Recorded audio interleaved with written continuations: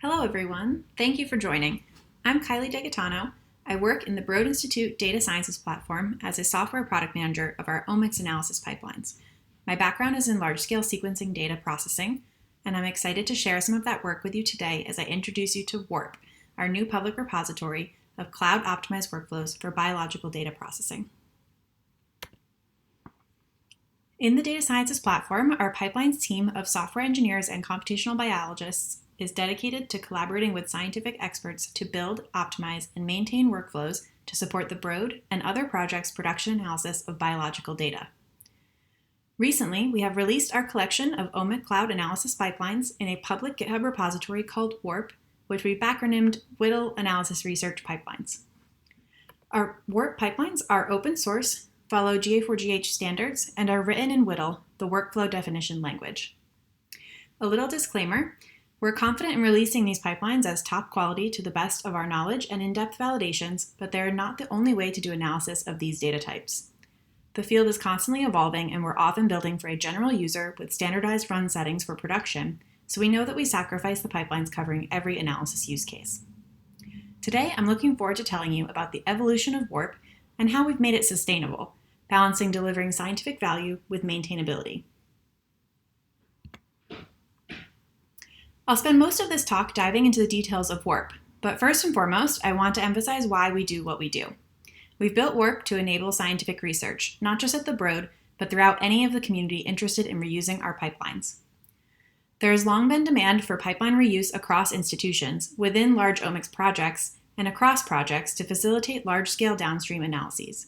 For example, early on we defined the concept of functional equivalence for our human genome processing, which helps us stay in step with other large-scale sequencing centers without the need to use the exact same code across institutions. If you're interested in learning more about functional equivalence, I encourage you to catch the recording of my colleague Michael Gadsden's talk, which was just before this one. The pipelines in Warp or their predecessors have powered many of the recent large-scale projects in the United States. On the opposite end of the scale spectrum, when made accessible to the community, the same production quality pipelines that can process hundreds of thousands of samples can also empower individual scientists in their own research. We were so proud to see a Wart pipeline used recently by a citizen scientist, a father seeking to understand the genetic cause of his daughter's autism. Warp was born out of a need to support data processing for the Broad Genomics platform. Our sequencing platform pumps out hundreds of genomes and exomes every day, amounting to over 45 terabytes of data per day. And the Institute overall is currently managing about 35 petabytes of data stored in the cloud. For over a decade, the platform has continued to push us to develop better ways to scale to more data. We started moving our genomics processing to the cloud a bit over 6 years ago, and what we've learned along the way has been the foundation to how we develop Warp pipelines now. The idea for Warp was started in 2019. We pulled together multiple efforts from across the Broad Data Sciences platform to unify our production pipeline development. At that time, Broad production pipelines were in private repositories. The pipelines sometimes had Broad infrastructure-specific steps like writing to databases. They did use mainly open source and public tools, but the code connecting them was private, sparingly documented, and not nearly reproducible enough or transparent enough to the consumers of the data that we produced. At that time, colleagues had been copying some of the cloud production pipelines into a public repository for GATK best practices pipelines. This made clear the obvious impact of publicly sharing pipelines. We learned the value of documentation and support, building community, and what it takes for ease of use. We developed a vision of a single repository of production pipelines that is public and open source, enables provenance and scientific reproducibility, is transparent and easy to use, and supports an open source community around pipelines. The first big decision we had to make was whether we wanted to build one repository of pipelines or a GitHub org with a repository per pipeline. There are pros and cons to both approaches. Neither is perfect, and both have been tried with pipelines across the community. We rely on shared tasks across our pipelines to maintain consistency, and this led us to build one repository. The decision to make one pipeline repository with shared tasks has some implications around pipeline testing and releasing that I will describe later in the presentation. So, Warp began with these 4 goals. Let's dive into how we've tackled these goals as we built out Warp. First, the steps taken to be public and open source. This part was a lot of logistics. We chose a license and had to move the code, tools, dockers, build scripts, test data, genome references, all into public spaces. In that process, we merged multiple repositories and deprecated years of old unused code. Multiple tools we had maintained privately were moved into the public bioinformatics software package, Picard. In a few circumstances, we had to refactor the pipelines that had steps specific to Broad infrastructure baked in. We removed those from our scientific pipelines and put them in wrappers. We also put significant effort into creating documentation, which I will detail more later. Next, what we've done to enable clearer provenance and scientific reproducibility. It's important to us that our pipelines enable scientific reproducibility. So far, we have invested in a few areas that support this vision: pipeline testing and review, versioning, and releasing.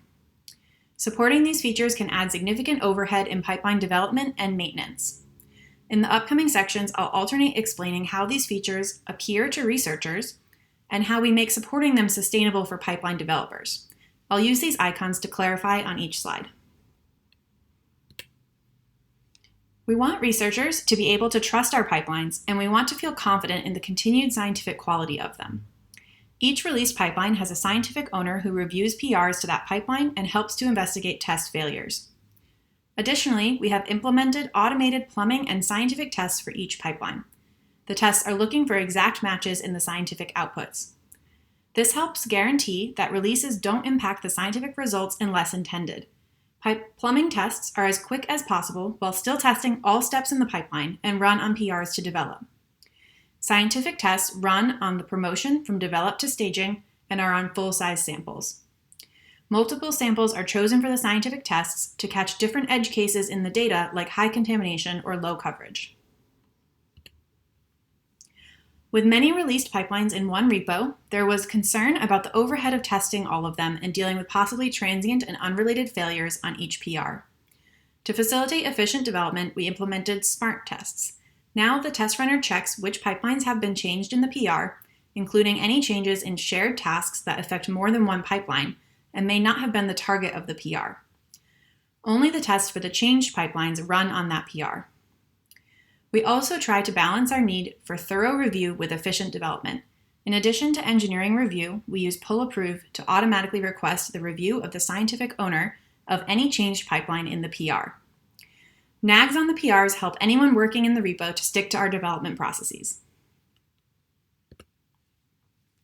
A first key step for a researcher to track provenance is to have a semantic version for each pipeline we release. A researcher wants to be able to tell if data processed with two different pipeline versions are compatible. So we decided on a set of policies for our semantic versioning to help clarify the scientific compatibility of different pipeline versions. The major, minor, and patch version numbers still represent standard software semantic versioning, but we additionally choose the version number based on changes in the scientific outputs. Major version changes on a pipeline may indicate a need to reprocess old data. A researcher with a history of data they've already processed with an older version may want to continue using a previous version or a compatible version for their scientific research.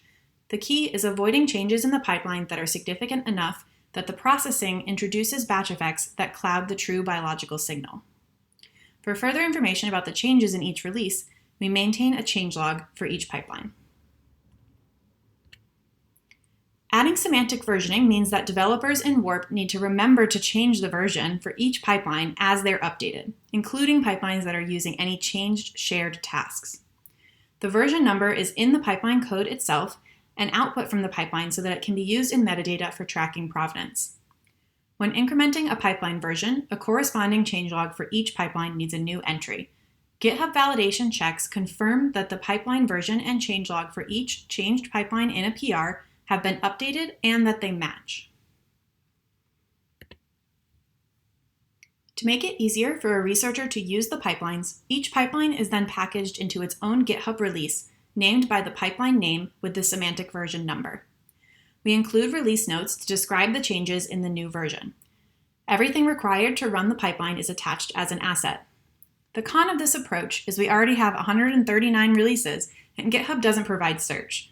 If a pipeline hasn't been updated in a while, its latest release could be buried multiple pages back. we link to the latest release of each pipeline in the documentation, and we're looking into ways to improve the user experience. The package releases are automatically created upon merge to main branch. The automation pulls the pipeline name and version number from the top-level WDL directly. The release notes are populated with the latest entry in the changelog. Because we have multiple pipelines in Wart, the source code automatically attached by GitHub to the release contains code for many pipelines that the researcher downloading this release may not care about.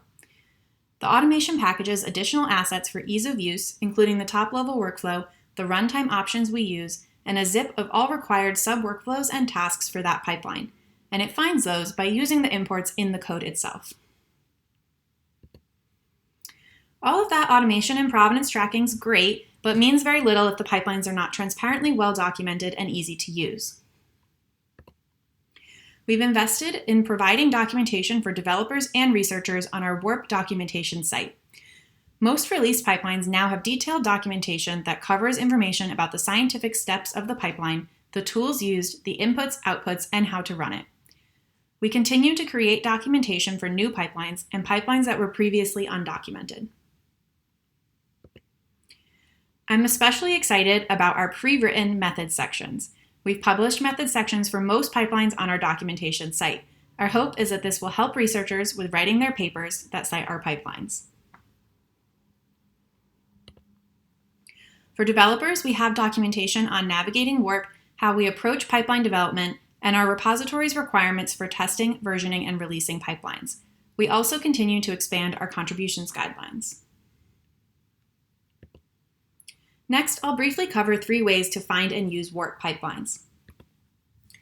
The first is to download a GitHub release and run the pipeline on one of many supported computing platforms. Although Wart pipelines are optimized for Google Cloud, they should be runnable on platforms like the local desktop, HPC, LSF, SGE, and Slurm. To date of recording, users have downloaded Warp pipelines almost 1,400 times since our launch. Dockstore is a GA4GH compliant open platform for sharing and finding Docker-based tools like WDL pipelines and facilitates launching pipelines in multiple cloud analysis platforms. We use the Dockstore GitHub app to automatically release Warp pipelines to Dockstore. Lastly, Warp pipelines are shared in easily reusable workspaces in Terra, a scalable cloud platform for supporting biomedical research. Wart pipeline workspaces can be found by searching for the Wart pipelines tag. Even if you don't plan to use Terra or the cloud for your analysis long-term, the Wart pipeline workspaces are an easy way to check out the pipelines in action. Each fully reusable workspace has public example data, recommended configurations, and example runs that may be a helpful reference as you begin to use the pipelines. Lastly, our efforts on engaging with the community. We've been working to increase our engagement with the broader community of pipeline developers and users. Each pipeline we develop is done in collaboration with a scientist or lab who is an expert in the data type, and we've worked with labs at many institutions in multiple countries. Where possible, we collaborate with tool developers to use open source tools and request features rather than build our own. Where there aren't standards in file formats, we test to confirm our outputs are compatible with popular downstream tools and publish specs. As we've talked about Warp more, we've begun to receive emails, issues, pull requests, and new pipelines from folks outside of our team and the Broad. We've just published contributions guidelines for contributing to existing pipelines, including a full tutorial. We will expand this to cover contributing a new pipeline soon. Our Google Analytics on our documentation site shows 1,400 visitors around the world in the last 6 months, and we're eager to engage. We are excited to continue to improve Wart. Some artifacts of the past haven't been cleaned up yet as we balance pipeline development and repository improvements.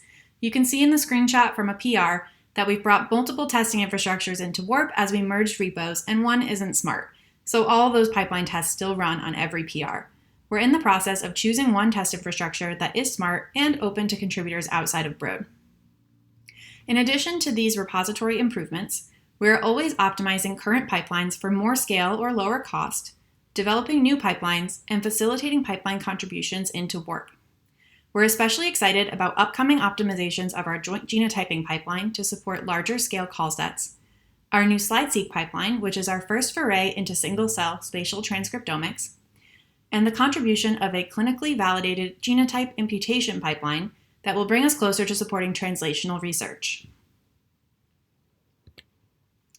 A couple years ago, I had a vision, but we all know that means nothing without an incredible team to bring it into reality. Here are my co-authors, the team of computational biologists, software engineers, and documentation specialists supporting Wart today. Though not on the pipeline team, the vision of Wart was refined over many conversations with co-author Geraldine. I am personally grateful for her enthusiastic encouragement to build Wart. Over the years, we've had incredible support and contributions from so much of the Broad Institute and within the data sciences platform. We're also indebted to our collaborators, funders, and our team alumni for their contributions and incredible collaboration. Here are some quick links for your convenience if these slides are shared. I'm always happy to connect. Please don't hesitate to reach out to my email. Thank you, and I'm happy to take questions.